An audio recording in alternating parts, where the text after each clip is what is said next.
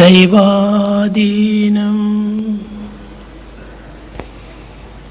జగత్సర్వం సత్యాధీనంచు దేవతం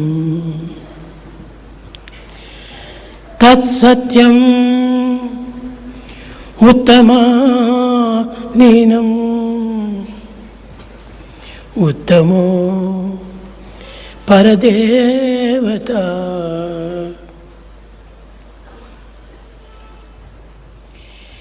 దైవాధీనం జగత్సర్వం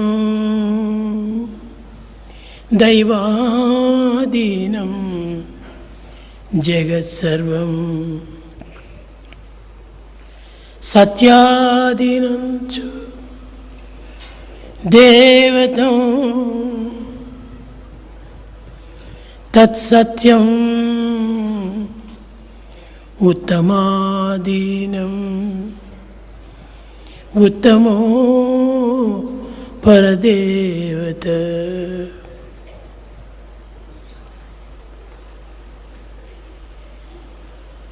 విశ్వమంతయును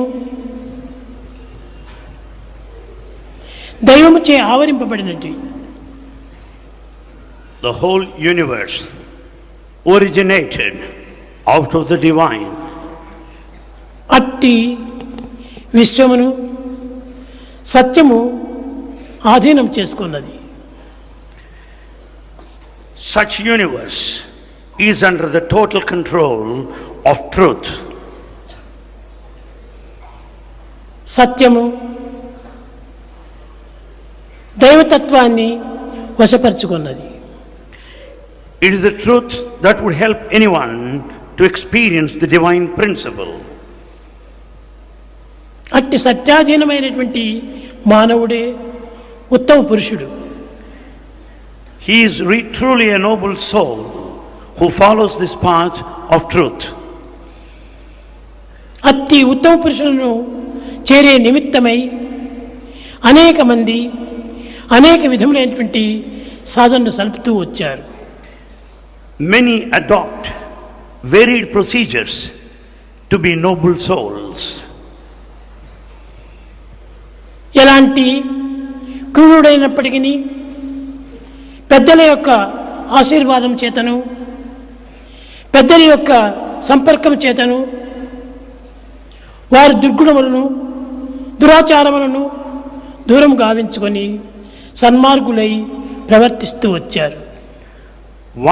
One might be very wicked, but yet with the blessings of the elders, in the company of elders and noble souls, it is quite possible to give up evil behavior and evil thoughts.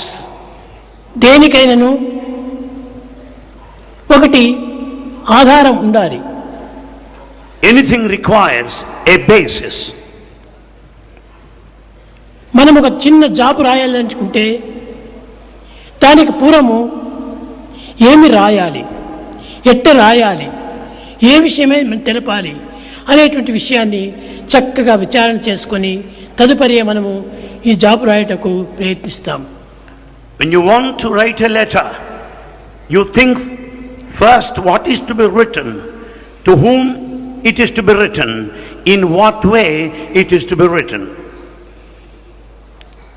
అదే విధముగానే అనేక మంది సాధకులు పెద్దలను దర్శించి వారి యొక్క సుబోధనలు శ్రవణము గావించుకొని తద్వారా వారి హృదయాన్ని పరిపక్వం గావించుకుంటూ వచ్చారు.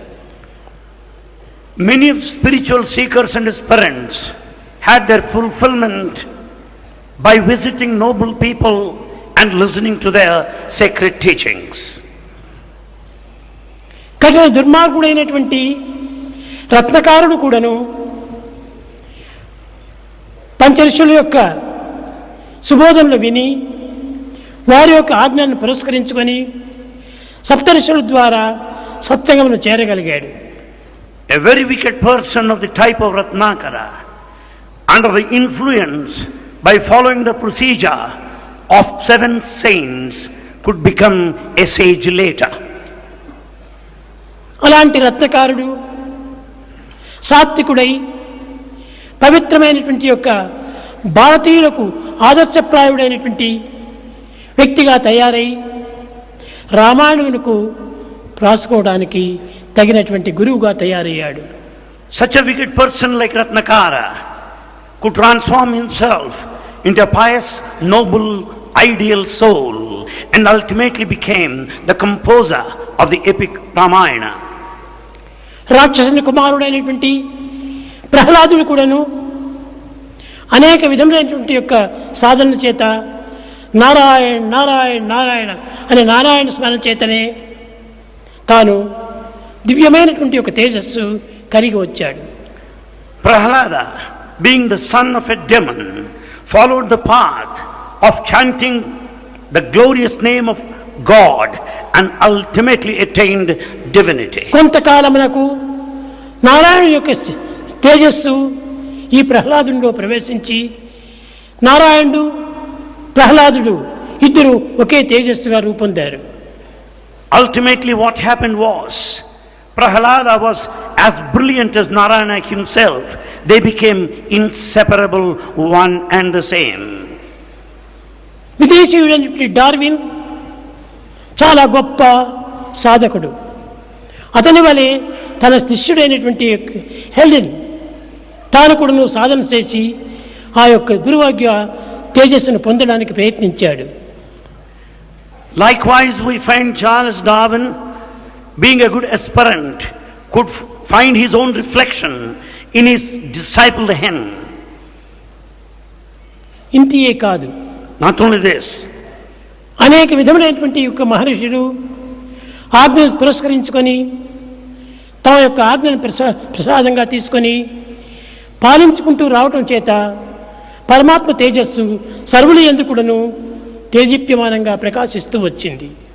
likewise it's similarly happened with many of the aspirants and the seekers who followed the path given to them by sages, and they could radiate that brilliance and effulgence all around. ఇది భగవద్గీత యందు కూడాను మమైవాంసో జీవలోకే జీవభూత సనాతన, అర్జున నా తేజస్సే సర్వుల యందు కూడా ఉంటున్నాయి. That's what is నీ declared. యందు ప్రకాశించేటువంటి తేజస్సు నాదే, మరొకరిది కాదు. That's what is stated in this sacred text Bhagavad Gita, where God declared, the light is in you, is the very light which is very personification of my divinity. దైవం సర్వత్రా ఉంటుండేటువంటి వాడు. God is everywhere. సర్వభూతముల యందు కూడాను సర్వజీవుల యందు కూడాను తేజస్వరూపుడై ప్రకాశిస్తూ ఉండేటువంటి వాడు. God is present in all of the elements, in all of the beings, in the form of light. అలాంటి తేజస్వరూపుడైనటువంటి ఒక భగవంతుణ్ణి మన యందే ఉంచుకొని మనం ఎందుకు ఇంత అవస్థలకు గురి అవుతున్నాము? Having that brilliant, effulgent God within us, how is that we suffer? నేను బాధపడుతున్నాను, నేను దుఃఖంతో కుమిలిపోతున్నాను, నేను విచారంతో మునిగి ఉంటున్నాను అని విచారించుకోవటం ఇది కేవలము ఒక మూర్ఖత్వం కింద లెక్క వస్తుంది. It is utter state of foolishness if we start feeling that we are miserable, we pass through anxiety, worry and many of the problems. నీ యందు ప్రకాశించేటువంటి దేవుడికి ఎట్టి విచారములు లేవే, ఎట్టి దుఃఖములు లేవే, ఎట్టి బాధలు లేవే. సర్వానంద స్వరూపుడైనటువంటి భగవంతుడు నీ హృదయమందే ఉండగా నీ విచారం విచారం విచారం అనుకోవటం ఎంత వెర్రితనము. Is it not a sign of foolishness to think that you are miserable and feel sad, having God residing at the altar of your heart, who is beyond misery, sadness and difficulty? మమైవాంసో జీవలోకే జీవభూత సనాతన, నేను మీ అంశం నందే ఉంటున్నాను, మీ అందే నా అంశం ఉంటున్నది. Here God says, you are just my spark, the divinity is in you, I am in you. అలాంటి దైవత్వమైనటువంటి యొక్క అంశము దుఃఖములకు గురి కాదే. Such a spark of the divine cannot be put to any suffering, విచారములకు గురి కాదే. can never be worried at any point of time, ఎట్టి దుఃఖములకు కూడా తాను గురి కాడు. can never feel sad nor suffer. అలాంటి దుఃఖరహితుడు విచారణ రహితుడు అయినటువంటి ఒక దైవమును నీ యందు ఉంచుకొని నీవు ఎట్లా విచారం చేస్తున్నావు? God who transcends all kinds of misery and sadness resides in you. then why do you still feel worried? దీనిని పురస్కరించుకొని విచారణ చేయగా దైవము దివ్యమైనటువంటి అంశం కాదు అనేటువంటిది నిర్ణయం అవుతుండాలి. When we think like that, we have to ultimately feel and conclude that God is not beyond ఉన్నటువంటి anxiety. ఒక అంశం అంతా కూడాను ఏ రాక్షసంశమో, ఏ దుర్మార్గం యొక్క అంశమో, ఏ దివ్యమైనటువంటి యొక్క అంశమో, అలాంటి అంశములను ఎందు ఎంచుకొని మమై వాంసో అని చెప్పుకోవడానికి ఏమాత్రం కూడా అవకాశం లేదు. Then there is no scope to declare that you are the spark of the divinity feeling so sad. Perhaps the spark of demonic traits and the spark of evil propensities must have been existing in you. ప్రతి వ్యక్తి యందు కూడాను ఇలాంటి దైవాంశమైనటువంటిది ఉండినగా When God లేదు అని కేవలము దుఃఖములకు గురి అవుతున్నానని ఏదో నీవు పిశాచికి చేతికి చిక్కినట్టుగా నీవు భావిస్తున్నావు. God resides in you, but you behave as if you are under the control of a demon. ఎట్టి పిశాచులు నీ వెంట లేరు. You are not in the hands of any evil spirit. ఎట్టి భూతములు నీ వెంట లేరు. There are no demons or evil spirits నీ around. హృదయం ఒకే seat. In fact, your heart gives seat only for one. కనుకనే మమై వాంసో అన్నాడు, అనగా దైవంశమే నీ యొక్క హృదయం. God said, I reside in you at the altar of your heart. అట్టి అంశమైనటువంటి యొక్క నీ హృదయాన్ని ఎందుకు నీవు ఇంత చెడ్డగా భావిస్తున్నావు? When your heart is so noble, great and divine, why do you consider it bad?